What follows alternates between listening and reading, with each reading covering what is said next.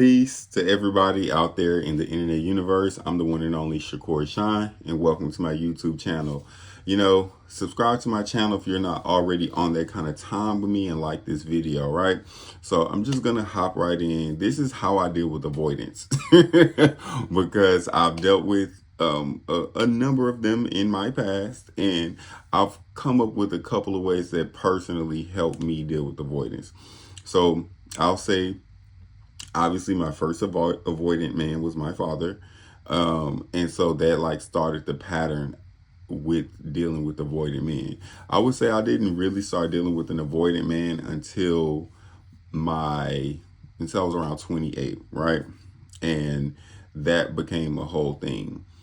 We really do based off of our own subconscious patterns and projections. Like, that's just the truth, man. And dealing with men who, for me, kind of fit this avoidant thing, it always came with similar energy to my father. Whether this man was like, my father's Caribbean, but dealing with like, Caribbean men or men who are like international, not necessarily just American, or men who have a strong like kind of soldier warrior energy, always being super avoidant, right? And so I just found a way to start dealing with them. The first way I started to deal with them is just to completely cut them off. Right now, no contact hurts. I'm not gonna front. No contact really, really does hurt. I don't suggest no contact to people unless you just really about that life, because no contact, it does hurt. You want to reach out to the person, you want to have conversation with them. But if you're dealing with avoidant, 9 times out of 10, if you go no contact with them and you reach out, they won't respond, or they won't give you the kind of satisfaction that you're looking for. Honestly, and while I'm talking, it's just coming to me. Honestly, the where I ended up with it is just diminishing their value in my eyes. It's like, if you're a person who is incapable of love, I just don't want to be connected to you. And that's just the period, point blank of it. Like, that's been the ultimate thing for me. It's just diminishing. I'm like, it's as if, we can put those types of terms in monetary value and in resource value type of things. Like, oh, if you don't have a X amount of resources or social status, or I'm not into you, I'm turned off by you, actually. But when you can observe that someone doesn't have the capacity for emotional connection, or really creating a space of love and connection, that's what really diminishes a guy's value in my eyes. Like, and you start off liking someone who is avoidant because they're funny, they're charismatic, they actually have great conversation, usually pretty intellectual. And that was a big fault of mine. I'm going to say that right now. I always focused on the intellectual connection and not really so much the emotional connection, because I was, I like to read and all that type of stuff. So we made an intellectual connection. It could feel like something, but an intellectual connection is not the same as an emotional connection. And once I really started to, see some of these guys for who they are, I'm like, man, like, I do feel sorry for you, because you're probably in your own little personal hell. But at the same time, I don't want to be there with you. I don't want to be someone who is the company to misery. I actually want to be connected with people who can give and receive love, emotional connection, harmony, and all of that type of stuff, because I'm a highly sensitive person. I don't really need to deal with any of that. And so that's been like the biggest thing for me.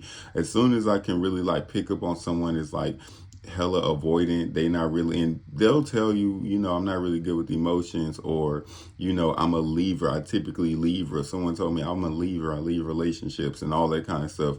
When the guy who told me he was a leaver, and I mentally noted that, he was like the last avoidant I actually dealt with. Once we like disconnected, it didn't really bother me as much, because I already kind of knew that it would come. I gave him the benefit of the doubt because he was older than me. And I was like, whatever, maybe, So, but what I did do during that time, I never initiated contact with him. I never initiated communication. I would always let him have communication on his terms and when he wanted to. If I wanted to talk, I would just ask, hey, you want to talk? You want to, have a good conversation? And we would, and it would be great. But around that 3 month mark, which is typically how long it takes for an avoidant to show who they really are, man, it showed. And I was like, this is what I kind of knew you were on. And I trying to seek clarity from someone who is highly avoidant, trying to connect with them emotionally, it's gonna just always be something with them. And that's just why I'm just like, y'all are just not worth it. Like, you're not worth the time. Other people have different makeups. My makeup is like, it's just not worth my time and energy to try to do the work to connect to you, because you're the R word, okay? You're retarded. I don't want to deal with that. I don't want to deal with anyone who's highly avoidant. And so that's been my strategy. I'm just like, your value lowers in my eyes. You are someone who cannot do emotional connection. You're not someone who has the capacity to give and receive love. You're done. You're out of here. And I think one of the things that helped me become like my inner security is that I did have a connection with someone who was highly avoidant, and we stayed connected for about 4 years. And that was a relationship. I did value that person as a friend, as a confidant. We grew closer, and through that connection, because I didn't automatically, write him off, and I used that relationship as a way to do my inner work, like as a litmus test for my inner work and where I am. Um, and when it was over, I released it. I let it go. When after we had enough connection, and and it was never like I was intention like, oh, I'm gonna be connected with this person until I release them. But we stayed connected long enough to where I did so much inner work that I just became I'm like, sure of myself. And if this relationship is going to be something, it's going to be something. If it's not, it's not. And I think that's a good place to be. I think it's a good place to finally come to within yourself. It's like, this person is just, they're incapable of love. And when you see that, when you see a person is incapable of love, that'll change your mind. All right.